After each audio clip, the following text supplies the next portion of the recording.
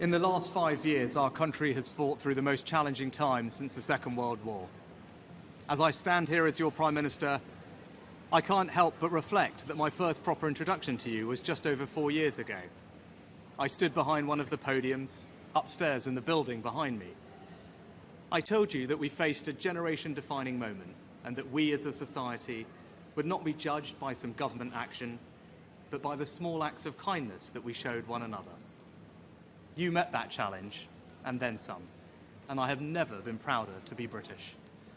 And when I introduced the furlough scheme, I did so not because I saw a country simply in need of desperate help, albeit we were, but because I saw a country whose future hung in the balance. I could be bold and trust in the tens of millions of you at home that you would rise to the moment, or I could accept the inevitable millions of job losses and pick up the pieces. In truth, it was no choice at all. I have never and will never leave the people of this country to face the darkest of days alone, and you know that because you've seen it. As I did then, I will forever do everything in my power to provide you with the strongest possible protection I can. That is my promise to you. Because for so many of us, it's easy to forget the scale of what we've been through. We were hit by a pandemic that upended normal life. Who would have thought that the government would ever tell us how many times a day we could leave our homes? Then, just as we were recovering from COVID, war returned to Europe, with Putin's invasion of Ukraine sending your energy bills spiraling. I came to office, above all, to restore economic stability. Economic stability is the bedrock of any future success, whether that is rising wages and good jobs, investment in our public services, or the defence of the country. And because of our collective sacrifice and your hard work, we have reached 2 major milestones in delivering that stability, showing that when we work together, anything is possible. Our economy is now growing faster than anyone predicted, outpacing Germany, France, and the United States. And this morning it was confirmed that inflation is back to normal. This means that the pressure on prices will ease and mortgage rates will come down. This is proof that the plan and priorities I set out are working. I recognise that it has not always been easy. Some of you will only just be starting to feel the benefits, and for some, it might still be hard when you look at your bank balance. But this hard-earned economic stability was only ever meant to be the beginning. The question now is how, and who do you trust to turn that foundation into a secure future for you, your family, and our country? Now is the moment for Britain to choose its future, to decide whether we want to build on the progress we have made or risk going back to square one with no plan and no certainty. Earlier today, I spoke with His Majesty the King to request the dissolution of Parliament. The King has granted this request, and we will have a general election on the 4th of July. This election will take place at a time when the world is more dangerous than it has been since the end of the Cold War.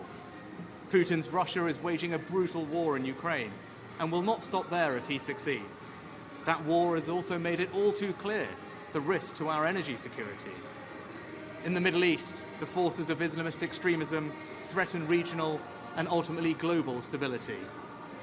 These tensions are exploited by extremists who seek to undermine our values and divide our society here at home. China is looking to dominate the 21st century by stealing a lead in technology. And migration is being weaponized by hostile states to threaten the integrity of our borders. These uncertain times call for a clear plan and bold action to chart a course to a secure future.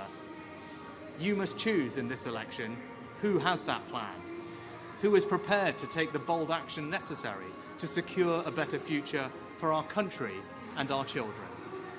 Now, I cannot and will not claim that we have got everything right. No government should.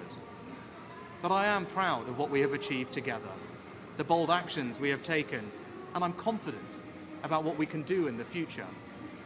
We've tackled inflation, controlled debt, cut workers' taxes, and increased the state pension by £900. We've reduced taxes on investment and seized the opportunities of Brexit to make this the best country in the world to grow a business. put record amounts of funding into our NHS and ensured it is now training the doctors and nurses it needs in the decades to come. We've reformed education, and our children are now the best readers in the Western world. We prioritised energy security and your family finances over environmental dogma in our approach to net zero.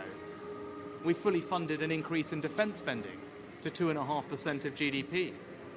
We made a decision to invest more in local transport that you actually use, rather than endlessly plough more money into HS2. We set out a comprehensive plan to reform our welfare system, to make it fair for those who pay for it as well as those who need it. Immigration is finally coming down, and we are stopping the boats with our Rwanda partnership. And we will ensure that the next generation grows up smoke-free. I hope that my work since I became Prime Minister shows that we have a plan and are prepared to take bold action necessary for our country to flourish. Now, I've stuck with that plan and always been honest with you about what is needed, even when that's been difficult. Because I'm guided by doing what is right for our country, not what is easy. Now, I can't say the same thing for the Labour Party, because I don't know what they offer. And in truth, I don't think you know either. And that's because they have no plan. There is no bold action. And as a result, the future can only be uncertain with them. On the 5th of July, either Keir Starmer or I will be Prime Minister.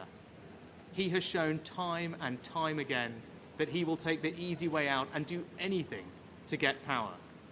If he was happy to abandon all the promises he made to become Labour leader once he got the job, how can you know that he won't do exactly the same thing if he were to become Prime Minister? If you don't have the conviction to stick to anything you say, if you don't have the courage to tell people what you want to do, and if you don't have a plan, how can you possibly be trusted to lead our country, especially at this most uncertain of times? Over the next few weeks, I will fight for every vote. I will earn your trust, and I will prove to you that only a Conservative government led by me will not put our hard-earned economic stability at risk, can restore pride and confidence in our country, and with a clear plan and bold action, will deliver a secure future for you, your family, and our United Kingdom.